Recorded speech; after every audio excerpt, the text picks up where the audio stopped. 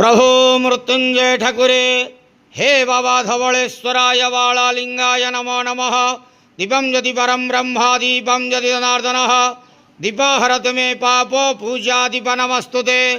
बाबा धवलेश्वराय वालालिंगाय नमो नमः। संसार सुखी रखंतु।